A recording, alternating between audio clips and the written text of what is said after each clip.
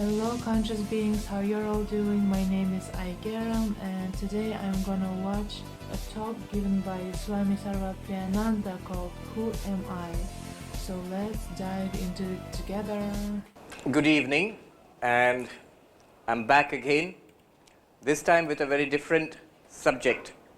The subject today is this most ancient of questions, who am I?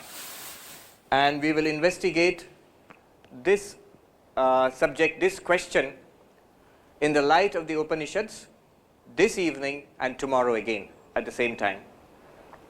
So this is the question we'll be looking at.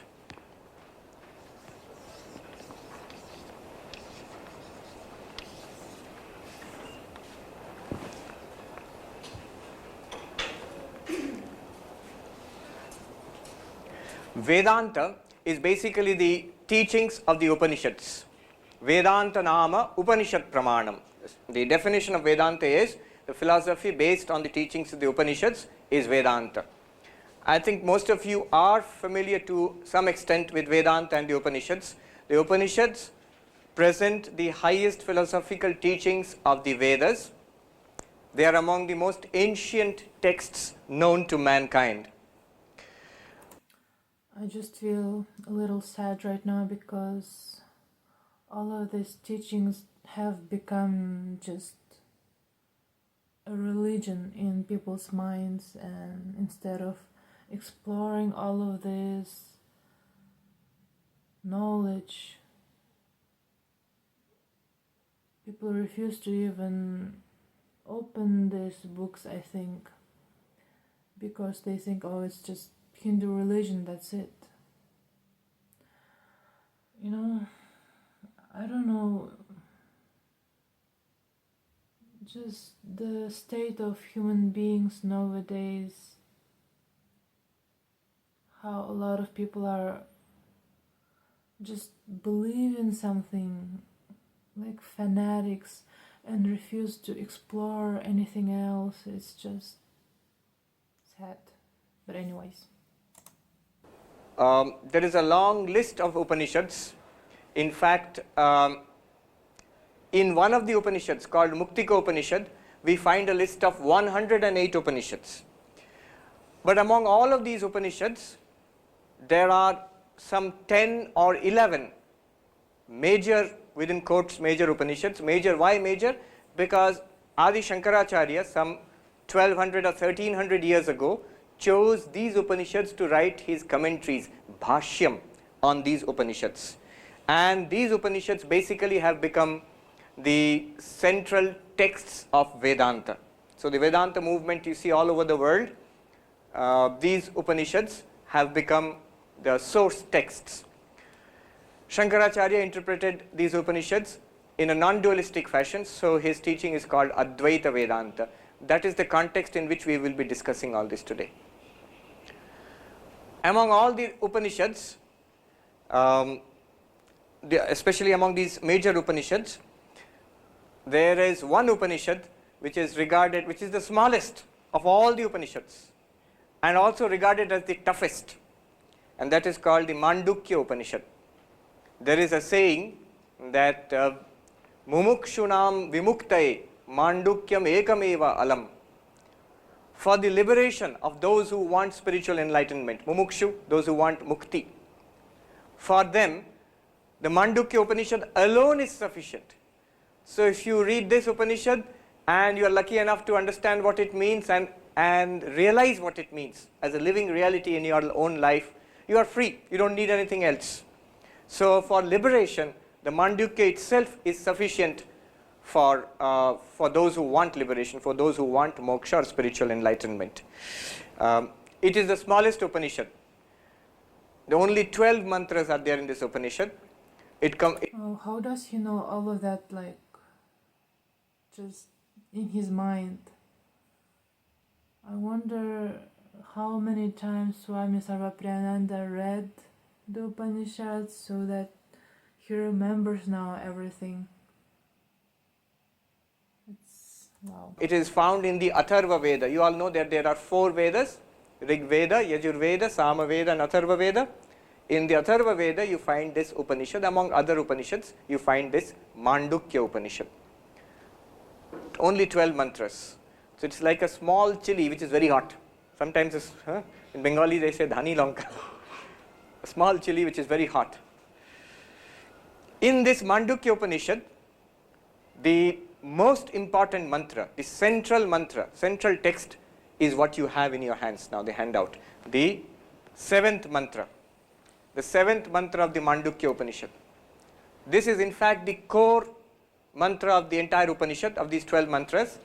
And this gives a direct answer, the highest possible answer that you can find in our scriptures, in Vedanta. And I have not found any more sophisticated, more profound answer in any of the literatures of the world religions or philosophies which I have come across at least. At least I have not found myself, nor has anybody reported anything more profound than this.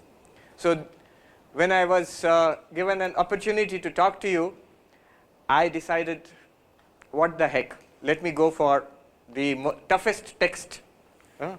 Let's see what happens. We'll take it up as a challenge. Normally we don't use this in a general gathering. It's usually reserved for those who have studied Vedanta for a long time, and only then you take up this one. But pay attention, and I think we'll all derive a great deal of benefit from today's lecture and tomorrow's also. Tomorrow I'll go further, a little deeper into this text. The Mandukya Upanishad was commented upon by Gaudapada Acharya. Gaudapada Acharya is the guru of Shankaracharya's guru. So Gaudapada Acharya's disciple was Govindapada, and Govindapada's disciple was Shankaracharya, Adi Shankaracharya.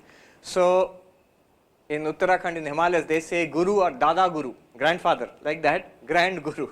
So Shankara's guru's guru was Gaudapada Acharya, and he wrote verses on the Mandukya Upanishad.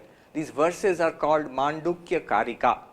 So nowadays when you look at the Mandukya Upanishad, you usually find them in a book called Mandukya Karika. It includes the Mandukya Upanishad plus Gaudapada. So Adi Shankaracharya's guru wrote these texts from his own experience of merging with the one eternal consciousness, correct? Gaudapada Acharya's commentary on the Mandukya Upanishad in the form of verses called Karika, plus Shankaracharya's commentary in prose, in Sanskrit prose, on the original Upanishad as well as the Karikas of Gaudapada Acharya. So this is the book, Mandukya Karika. It has 4 chapters. The first chapter incorporates the Mandukya Upanishad, the original text, as well as certain commentaries given by Gaudapada Acharya. And this mantra is found in the first chapter, in the Upanishad itself. It's the 7th mantra. We will come back to this at the end of the talk. When I learned communication long way back before I joined the order, my communication teacher told me, you should start all talks with a story. So I'll start this talk with a story. About 10 years ago, I've noticed that a lot of gurus like to tell stories to their disciples, listeners. Anyways. In the Himalayas, in the high Himalayas in Gangotri, I was staying there for about a month, just like a traditional monk. No ashrama, no school, college, Ramakrishna Mission, nothing. Just staying in a log cabin, begging for my food in the Anna Kshetra, and meditating and studying. And staying in the log cabin means not like this. There's no electricity, no furniture, nothing. Just rajai, kambal.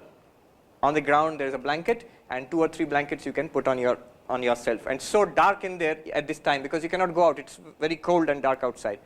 Nowadays they have electricity, but nowadays they even have mobile phones. They have put up a tower nearby, so you can signal there. I saw that happening, by the way.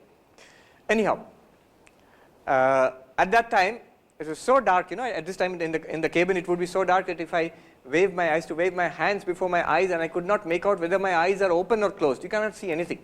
Only sometimes you can see sparks jumping out of your woolen clothes in static electricity. from the kambal to your sweater. But anyway, so that was the situation. One day after Bhiksha, I was taking a walk with some of the monks there with whom I had made friends. And this monk, he told me a story. So you can see the setting in the Himalayan through the forest tracks. Deodar trees are there, pine trees also. And you go through that, you're taking a walk around 4:30 or 5. Dinner is at 4 o'clock. So, because afterwards it's too dark afterwards. And this monk told me a story. The story goes like this. Raja Janak Raja, one day he was asleep, very peacefully sleeping, and suddenly the sentry came running and said, I'll use mixture of Hindi and English, but I'll translate into English also, because the story was told to me in Hindi. Maharaj ji, uthiye, get up, what happened? The enemy has attacked, we must fight a war.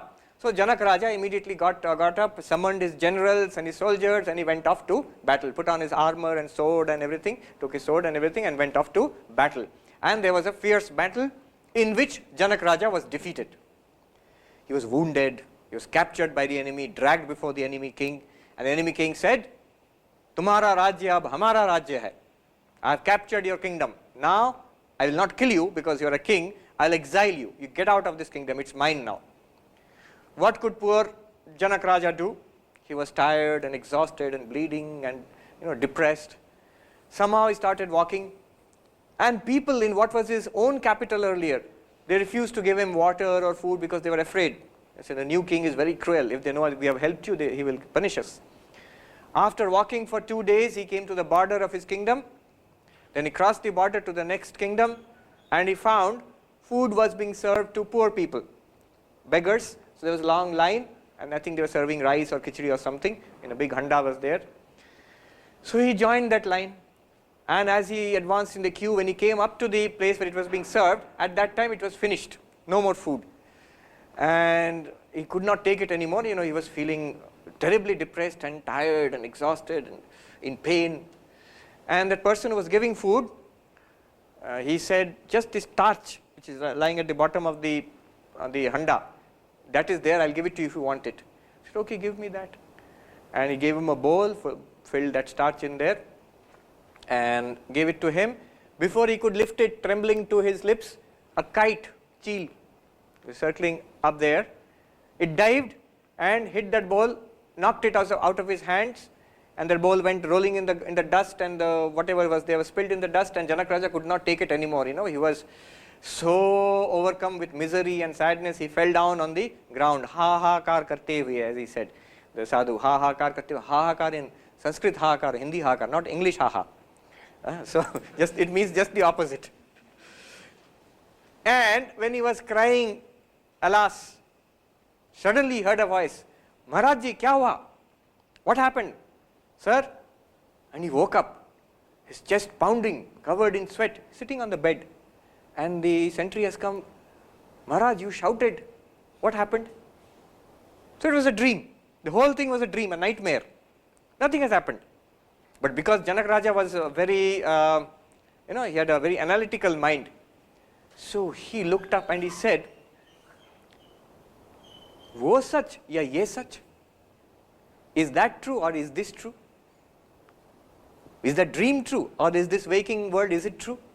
Wo sach ya ye sach? Sentry was taken aback. What is this? He called. It happens to me sometimes. Sometimes I have like really vivid dreams, and I wake up from them and I'm like, oh, it was just a dream. Like, it just felt so real, and then I wake up and I'm like, oh, I was just sleeping here. I'm fine. Like, it's crazy. It's like your soul just traveled to another timeline or something. The minister, sir, what is wrong? Wo sach, ye sach. They called the queen. The queen thought, this old man, what has happened to you? His wife came, what happened to you? Wo sach, ye sach. There's only one thing he's saying. Wo sach, ye sach. Nobody could understand this. Next day in the morning, in the marketplace, it's already problems. people are talking in hush hush. And Ashtavakra Muni, the great Jnani, he's walking, he has come to the city and he heard this is what is happening. Now he was a Jnani, so he knew what has happened. He decided, I will go and visit Janak Raja. And he went to the court and he asked Janak Raja, kaise hain Maharaj ji, how are you? And Raja said, wo sach hai, ye sach. That's what he's doing all day, sitting in the court, surrounded by the queen and the ministers and the army and the generals and everything. And I'm sort of imagining, this is not part of the story, but I'm imagining, the officers coming with files, please sign, wo sach hai, ye sach. No work is getting done. When he said this to Ashtavakra Muni, same thing, wo sach hai, ye sach. Now Ashtavakra Muni knows what he is referring to. So he said, Janak Raja, when you were rolling in the dust, bleeding, tired, defeated, depressed, crying on that ground, what he is referring to only Janak Raja knows and he knows. Nobody else understands. What is this defeat and all this? At that time, was all this there? Your power, your wealth, your queen, your generals, your minister, all these things were there or not? Janak Raja said, no, none of this was there. Only defeat and depression and sadness and misery. And now you're sitting here in the court, surrounded by your courtiers and all this power and wealth. That defeat, that depression, those wounds, that terrible situation, is it here? The king said, no, it's not here. Na, yahan to nahi hai wo. Then Ashtavakra Muni said, to Raja, na ye sach, na wo sach. Neither this is true, nor that is true. This was not there in that terrible dream. And today you are in this situation, you are calling it a dream, that is not here. Then Janak Raja was shocked. The next question which would come to all of us, he's saying, to kuch bhi sach nahi, is it nothing true then? Then the Muni said, jab wo aap wahan par the, on that battlefield, on that place where you were rolling in the dust, defeated, crying, were you there or not? Tab wahan aap the ya nahi? Did you see that or not? Yes, I was there. I saw that. That may be false, but I have experienced it. It may be false. I woke up and I say it is false, but I have experienced it. Or idhar up, where you are now sitting in the court, idhar bhi aap hai ki nahi? Are you sitting here and experiencing this or not? He says, yes, I am experiencing it. To Raja, na ye sach, na wo sach, but tum hi sach. Neither that is true, nor this is true, but you the witness of both situations. You alone are the truth. This is a story. The rest of the lecture, we are going to struggle with this concept and try to understand. Right now I'm sitting here eating a banana on this planet Earth, watching a video on YouTube. Is not truth. And any vivid dream that I have that feels so real is not truth. Only the witness that I am is the truth. Understand what is the meaning of this story. The meaning of this story and the meaning of this mantra are exactly the same, but we will see. We'll try to understand it. At least intellectually, let's get a grasp on what they are saying. Whether you will be convinced or not, that comes later. But understanding comes first. What he is saying is, I, who am I? The ego. You can put it this way. It's a jumbo duster. Okay.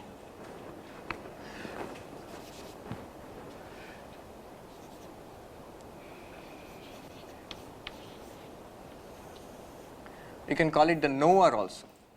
Knower. Is it visible or it's too small? Too small. Okay, I'll write a little large. Now you have the waker. Janak Raja, when he was awake, you all of us, we are the waker now. We are in the waking state, hopefully. Some may be drifting off. And this waker, what does he or she, what does he experience? The world, the waking world. Physical world. I'm just giving this name. The Sanskrit name would be Jagrat Prapancha. So the Sanskrit term is Prapancha. In Hindi also we say prapanch, ye sab prapanch hai. The term comes from pancha. Pancha means 5. The idea was there are 5 elements out of which the world is constructed. Prapancha prakrishtena pancha. By the elaboration or mixture of these 5, the entire universe is constructed. Anyhow, the general idea is prapancha. So the waker sees this waking world. And when Janak Raja was dreaming, or when we dream, he was the dreamer. The mental world. And he sees a dream world.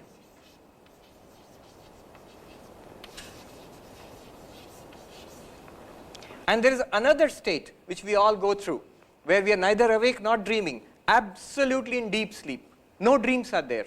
Even modern science accepts it. Neuroscience also says that's dreamless sleep. One is REM sleep, you could talk about rapid eye movement sleep, another one is dreamless sleep. So this dreamless sleep, we can call it the sleeper, not the railway sleeper, there's a sleeper, the one who is in deep sleep. And we cannot say a sleep world, we can say a sleep world would be sleep blankness. What do we experience in deep sleep? Nothing, just blankness. Even I am sleeping, that kind of a thought also is there, no thought at all. So we can call it a sleep blankness.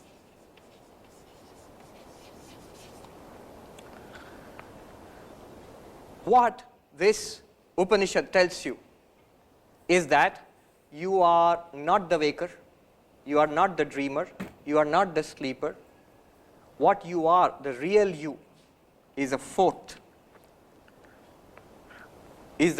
state, which is called Turiyam or Turiya. Now don't be scared about this term. Turiya simply means number 4. That's all. Turiya means 4.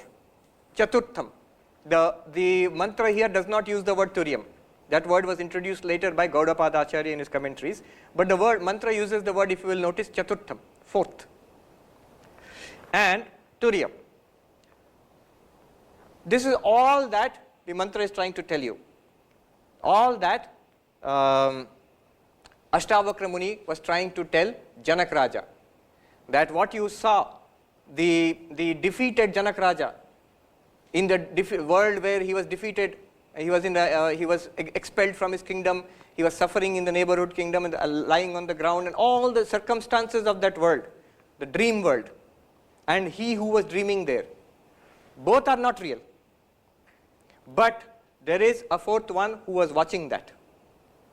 Right now, you are the waker, I am the waker. This is not our real nature, but there is a 4th one who is watching this waker and the waker. I wonder if parallel universe exists, like literally something is happening in this universe and the opposites are happening in the different universe. Waking state, illumining both, and similarly in dream state. This is the basic idea. I'll explain it with the help of an example. What is the reality? The reality or the real you, answer to this question is, who am I? According to this mantra is, you are this Turiya, the 4th. It's like roll number 1, roll number 2, roll number 3 and roll number 4. The Upanishad begins with this. So it's like the layers of consciousness. First there is the witness, then the sleeper, then dreamer and waker. Statement. Soyam Atma Chatushpat. Who am I? You have 4 aspects. You have 4 aspects. The Upanishad begins in the first mantra. The 4 aspects are these 4. Among these 4 aspects, 3 are false, 1 alone is real. 3 are false, 1 alone is real. I wonder what it's like to reach the Turiya state. Like, it's not the state where you're in deep sleep, but you're like fully conscious and aware of everything.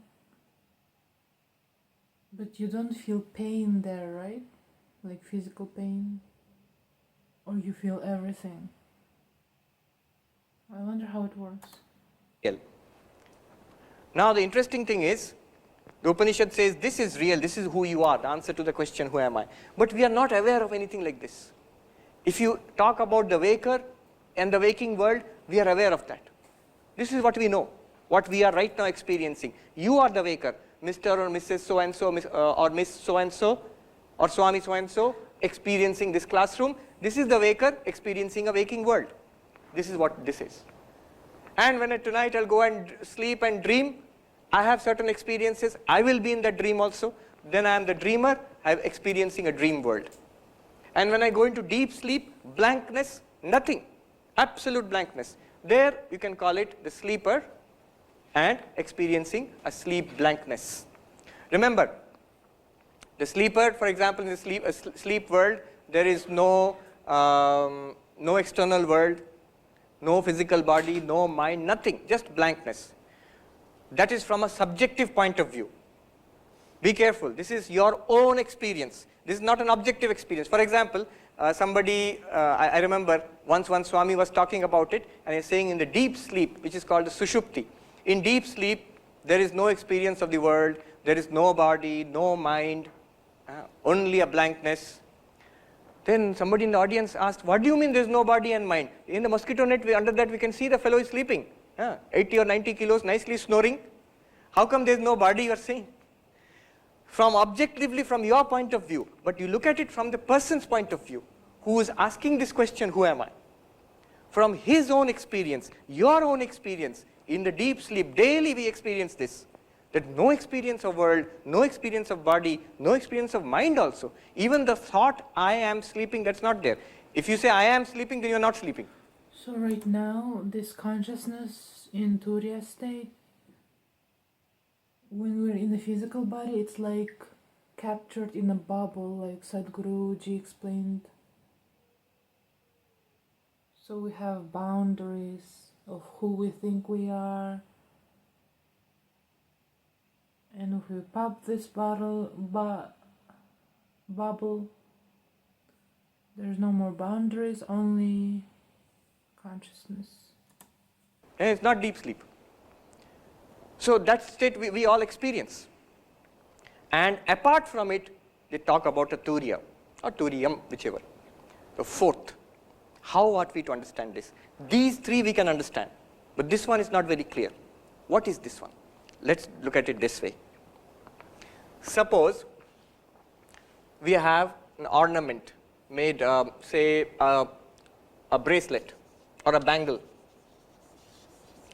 and necklace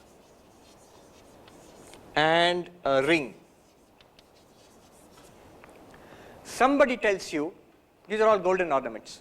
Somebody tells you, these are just names and forms. The reality is the gold. The reality is the gold.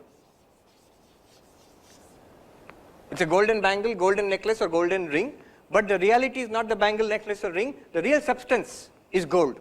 And there's an interesting story about this. One Sethji, whose business was not going well, he went to take some loan, girvi rakhna. So he took his Ganesha and put it in the pawn shop and said, you give me some loan.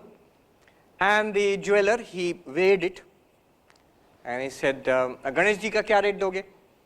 This is the rate. This is the rate at which I will purchase the Ganesh statue, or I'll give so much money for that. And Ganesh's Vahan is there, the mouse, the chuha. And the jeweler also weighed that and gave the same rate. This Sethji was furious. Kya karte hain aap? Ganesh ji ka jo rate, chuha ka bhi wahi rate? How is it possible? Then the jeweler said, Are sahab, aapke liye to Ganesh hai aur chuha hai, hamare liye to sona hi hai. I see it as gold. So I am weighing the gold and giving you the rate of that. So the gold is the reality, the substance. Now if somebody tells you, a person who does not understand what gold is, tells that person that it's not a bangle, necklace and ring are just the names and the forms and the functions, Bangle is something you put here, and it's called a bangle. Necklace is something you put here, it's called a necklace. Ring is something you put in your fingers, it's called a ring. But the substance, the reality of all of them is gold only. Now, suppose a person does not understand what gold is. His idea will be that there is some reality called gold apart from all of this. If he throws away all of this and starts searching for gold, will he find it? No. He will not find it. There is no gold apart from these. But if he thinks this is gold, what will happen? The moment somebody comes and melts the bangle down and makes a necklace out of it, he thinks the bangle itself is the gold. When that goes away and is melted down, what will he think? Gold is gone. Gold is gone. He does not understand the new form which has come, necklace, is the same gold. It's the same gold in another new form with a new name and a new function. When that necklace is also melted and put into a ring, it is the same gold with a new name, with a new form and a new function. But the physical reality is the same. Similarly, the idea here is the waker and the dreamer and the sleeper. The reality is that you are the witness of all three states, and you are in and through these states. The idea is that there is no fourth separate reality called Turiya. It is the same reality which is now being called a waker in the waking state. It is the same person, same reality, same consciousness which will be called a dreamer in the dream state. It is the There is a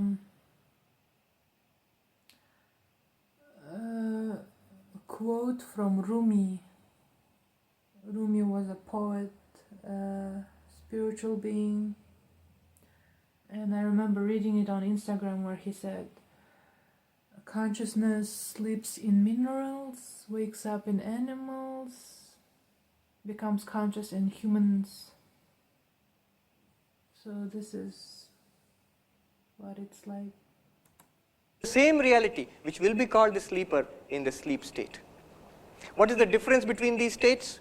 Here we are in a physical body with the sense organs, we are interacting with the physical world, and this is the waking state. So waking state, there is a great preponderance of the physical body and interaction with the physical world through the sense organs, with the indriyas. So here the term they use is bahishchitta, extroverted consciousness, consciousness which is flowing out into the world. The dream world, they are very commonsensical, the Vedantins. They know the dream world is simply constituted out of our experiences in the waking state. So when I go to sleep, whatever I have experienced in the waking state throughout my life, those elements are taken together, made into a khichdi, and comes out as a dream. So there is a dream world which is constructed out of the mind. The physical body is not active there. It's only when we wake up we realize the physical body was sleeping. But I went to Delhi and I did so many things there and came back, and when I woke up I was in IIT Kanpur, but physically I did not go to Delhi. That body was lying there under the mosquito net in the hostel house, wherever. So the dream world is entirely made of the mind. So there they say that the term they use is antah pragyam, where consciousness is directed inwards, working only in the mind, not externally in the world. And the sleeper, deep sleep, no experience is there except that blankness. When we wake up, we say that I did not know anything. I slept like a log of wood. No external consciousness, no dreaming also, very peaceful sleep I had. That's what we say when we wake up from deep sleep. So the deep sleep is a state of absolute blankness. And the term they use in Vedanta is pragyana ghana. All these terms will come. Pragyana ghana means a mass of consciousness. Mass in the sense, there is nothing for consciousness to illumine. There is nothing for consciousness to illumine. It just remains in blankness. All the external world, the dreams, everything is pushed into a mass which is not expressed, which is not experienced there. So it's like in waker and dream world, consciousness catches light and illuminates, I don't know. Anyways, but in like deep sleep, in blankness, it just is. In a potential state it is there. Why do you say it's in a potential state? Because the next moment when you wake up, everything is back again. Here is the IIT campus and your responsibilities are the same body and the same people all around. So everything is back again into your life. So it's in a sort of potential state, in a dream state. So all of these, according to the Mandukya Upanishad, they are not the reality. The reality is the consciousness in all of them. What they are saying is this: just like gold is apart from all of them and yet in and through all of them. How is it apart from all of them? When bangle goes and it is made into a necklace. So necklace is not a bangle. Necklace is not a bangle. Bangle is not a necklace, but both are gold only. Similarly, when the necklace is transformed into a ring, the ring is not a necklace. Necklace is not a ring, but both are gold only. So gold is apart from bangle in the sense that when bangle goes and is made into a necklace, gold survives. When necklace goes and is made into a ring, gold survives. So gold is there in all of them. They are apart from each other. Similarly, the waker is apart from the dreamer is apart from the waker, but there is something continuing in both of them. That is the Turiyam, the fourth one. Similarly, the dreamer is apart from the sleeper is apart from the dreamer, but you own up, all of us, we own up. It was my dream and it is my deep sleep and it is my waking. Who is that one who is saying it is my waking, my deep sleep, my dream? Turiya. That one is the consciousness which is apart from the waking self, apart from the dreamer self, apart from the sleeper self, and yet in and through all of them. So that this Turiyam, the reality, is right now here. It is here now. But it is not exactly the Mr. or Mrs. so and so. What is added to the Turiyam are the circumstances of the waker. It goes like this. Just like gold, you have consciousness.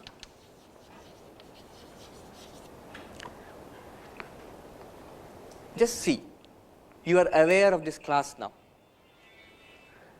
Before this class was not there, something else was there in your life. Now this class is going on. After some time, this class will be over. Something else will come. Maybe you'll go back to your hostel or your house. So a new circumstance will come. In all cases, what happened before, what is happening now, what will happen later, you are the consciousness watching all of them. Also, like, what is happening within you, depending on that, your outer reality will happen in a certain way, right? Like yesterday we were dining with my friends and we were talking about how we all work in different workplaces, and one of my friends, like, she doesn't have any issues with, I don't know, people controlling her, manipulation and all that stuff, and the environment she works at is very peaceful and she likes her job. She's very satisfied with everything. But another, my friend and me, I guess we have some problem with control. I don't know what else. So we always end up in a workplace where we're being controlled by our management. And we thought it's so interesting, and we were like, we gotta go to a psychologist. We gotta heal this trauma or something. I don't know what it is. So we can find them. So we can clear our consciousness, what's going on within our system, and we can also find a good job where we feel satisfied with everything and feel peaceful. Circumstances are coming and going. Look at your own body. You see yourself as a young person or a middle-aged or an old person. Remember, the same consciousness was watching when you were a 10-year-old kid, when you were 20 years old, what you are now, and it's the same consciousness which will be watching when you are much older. So the body is changing continuously. The consciousness which watches the same. How can you say it is the same? Because it's our experience. We own up to it. I was the one in the 10-year-old's body. I am the one in the teenager's body. I am the one in this middle-aged body. So who is this continuous I? Because the body is changing. Body is continuously changing. Similarly, the mind is also changing. Imagine your mind when you are in, say, class 10. You're sitting for your class 10 examination. Why I'm saying class 10? Because everybody remembers the class 10 board exams and the first big board exams which you had to face. So imagine your mind at that time, what you knew, what you did not know, what you liked, what you did not like, what you wanted, and just imagine, compare it with your mind now. You know so many things more. Your likes and dislikes have changed. What you want in life has changed. So the mind is also continuously changing. But there is the same consciousness which was watching the mind of that class 10 student is also right here watching the mind of this IIT student now. So mind is a series of changes, consciousness is not changing. Similarly, every day when we go from waking to dream to deep sleep, when we go from waking to dream to deep sleep, the consciousness is the same. See, the world has changed. The waking world disappears and the dream world comes. A dream body comes. Remember, the body which you have in the dream is different from the body of the waking world. Why? Because the waking world body is lying on the bed. But in the dream body you are doing so many things. It's a false body, no doubt. But your experience is that you have a body there in that world. So, consciousness is apart from the waking world and the waking body.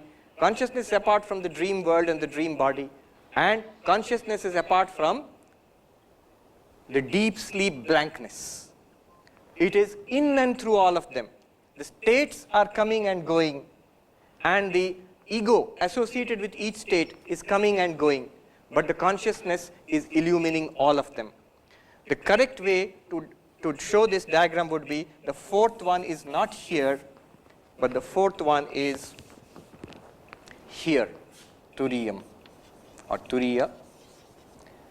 It illumines the waker, illumines the dreamer, illumines the sleeper, and this is the only reality, and this is the answer to who am I. You guys, Swami Sarvapriyananda explains it so well because he probably read Upanishad so many times and he probably meditates every day. He's got like living experience. I'm so grateful that he decided to share all of his knowledge with all of us, and so now we can learn about all of this and become more aware and mentally also understand who we truly are in this vast existence. This is a very interesting talk, and I'll continue watching. The next part in the next video will be uploaded very soon. Anyways guys, thank you so much for watching this video with me. I hope you have a wonderful life, and if we never get to meet in this physical reality, I'll guess I'll see you all in a black hole. See ya, bye bye.